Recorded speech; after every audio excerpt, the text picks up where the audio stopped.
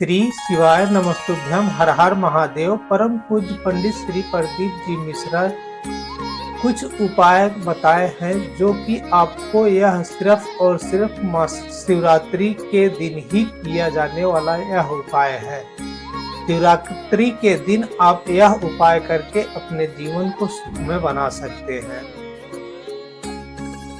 इस वीडियो के माध्यम से आपको 3 उपाय की जानकारी प्राप्त होने वाली है। पहला उपाय है नेत्र की रोशनी बढ़ाने का उपाय। दूसरी उपाय मनोकामना पूर्ति उपाय और तीसरी उपाय नेत्र की ज्योत बढ़ाने का उपाय। अब बढ़ते हैं उपाय की ओर। सबसे पहले जब यह उपाय जिस व्यक्ति को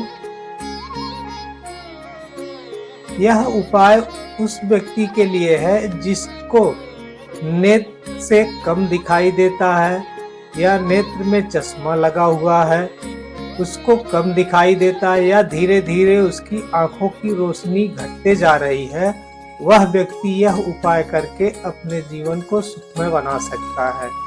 यह उपाय करने के लिए आपको ज़्यादा कुछ सामग्री की आवश्यकता नहीं पड़ेगी, सिर्फ और सिर्फ थोड़ी सी शहद की आवश्यकता पड़ेगी। यह उपाय करने के लिए आप थोड़ी सी शहद लेकर शंकर भगवान के मंदिर में चले जाएं।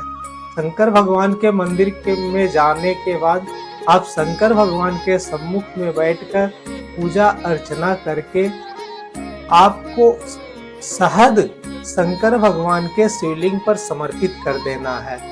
शंकर भगवान के शिवलिंग पर शहद समर्पित करने के बाद आप किसी पात्र में, कटोरी में या शीशी में उस शहद को इकट्ठा करके आप कटोरी में या शीशी में रख लें।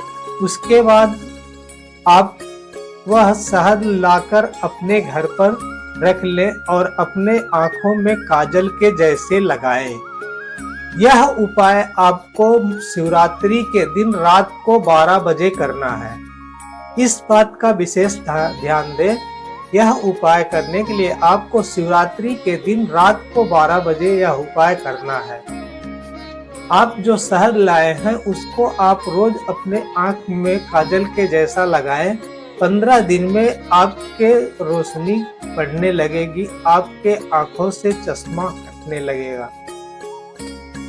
अब बढ़ते हैं अगली उपाय की ओर। अगली उपाय गुरुजी ने बताया है कि आपकी कोई भी मनोकामना हो जो पूर्ण नहीं हो रही है, काफी दिन से आप परेशान हो, आपकी वह मनोकामना पूरी ही नहीं हो रही है, कोई न कोई अड़चन आ ही जाती है। आपके मन में जो भी कामना हो वह कामना करके आप शंकर भगवान के पास में पहुंच जाएं। यह उपाय करने के लिए आपको थोड़ी सी काली तिल और 1 काली मिर्च की आवश्यकता पड़ेगी। आप थोड़ी सी काली तिल और 1 काली मिर्च लेकर शंकर भगवान के शिवालय में पहुंच जाएं। शंकर भगवान के शिवालय में जाकर शंकर भगवान से आप अपनी प्रार्थना करें। उसके बाद आप अपने हाथ की हथेली में काली तिल और काली मिर्च रखकर अपनी मनोकामना करके आप शंकर भगवान के शिवलिंग पर समर्पित कर दें। यह उपाय आप अगर इस शिवरात्रि को करते हैं तो अगली शिवरात्रि आते आते आपकी मनोकामना पूर्ण हो जाएगी।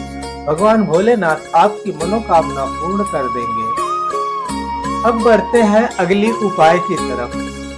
अगली उपाय करने के लिए आपको यह उपाय उस व्यक्ति के लिए है जिसको आंख से कम दिखाई देता हो, आंखों की रोशनी दिन ब दिन घटते जा रही है, चश्मे का नंबर बढ़ते जा रहा है, तो वह व्यक्ति इस उपाय को कर अपने जीवन को सुखमय बना सकता है। यह उपाय करने के लिए आपको थोड़ी सी शहद की आवश्यकता पड़ेगी।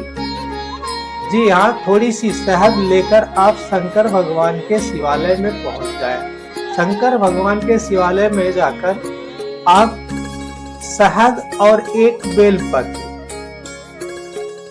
यह उपाय करने के लिए आपको थोड़ी सी शहद और एक बेलपत्र की आवश्यकता पड़ेगी। आप शंकर भगवान के शिवालय में जाकर उस बेलपत्र की बड़ी वाली पत्ती में थोड़ी सी शहद लगा लें। बेलपत्र की बड़ी वाली पत्ती में थोड़ी सी शहद लगा लें। वह बेलपत्र आप शंकर भगवान के शिवलिंग पर समर्पित कर दें। शिवलिंग पर समर्पित करने के बाद उस बेलपत्र में जो शहद लगा के आप शंकर भगवान को शिवलिंग के समर्पित किए हैं, तो वह शहद आप निकाल कर एक कटोरी में इकट्ठा कर लें। एक बेलपत्र में तो थोड़ी सी शहद मिलेगी आपको, तो आप जो है हर महीने जो मासिक शिवरात्रि हो या मुख्य शिवरात्रि हो, तो आप बेलपत्र के पत्ते में बीच वाली पत्ती में शहद लगाकर शंकर भगवान के शिवलिंग पर समर्पित कर दें और उसमें जो शहद लगी हुई है वह पत्ता निकालकर शहद आप एक डिब्बी में एकत्रित कर लें। उसके बाद वह शहद आप अपनी आंखों में काजल के जैसा लगाना शुरू कर दें। यह अगर आप 1 हफ्ता, 10 दिन, 15 दिन आप अपने आंखों में काजल के जैसा वह शहद लगाते हैं, तो आपकी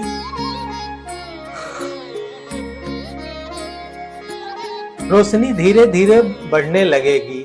आपके चश्मे का नंबर कम होने लगेगा, आपको दिखाई पड़ने लगेगा। हमारी दी गई जानकारी आपको अगर थोड़ी भी उपयोगी लगी हो, कमेंट बॉक्स में हर हर महादेव अवश्य लिखें। वीडियो को लाइक करें और चैनल पर अगर आप नए हैं तो चैनल को सब्सक्राइब करें। भगवान भोलेनाथ आपकी मनोकामना पूर्ण करे। श्री शिवाय नमस्तुभ्यं। हर हर महादेव।